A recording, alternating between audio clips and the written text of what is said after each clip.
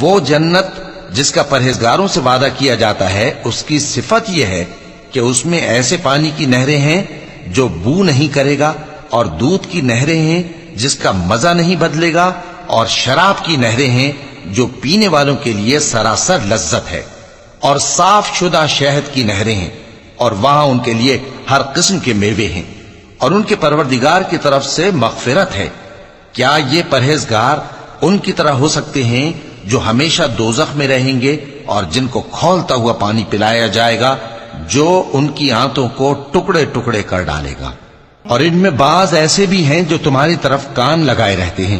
یہاں تک کہ سب کچھ سنتے ہیں، لیکن جب تمہارے پاس سے نکل کر چلے جاتے ہیں تو جن لوگوں کو علم دین دیا گیا ہے ان سے کہتے ہیں کہ بھلا انہوں نے ابھی کیا کہا تھا؟ یہی لوگ ہیں جن کے دلوں پر اللہ نے مہر لگا رکھی ہے، اور یہ اپنی خواہشوں کے پیچھے چل رہے ہیں، اور جو لوگ ہدایت یافتہ ہیں ان کو وہ مزید ہدایت بخشتا ہے اور ان کو پرہیزگاری عنایت کرتا ہے۔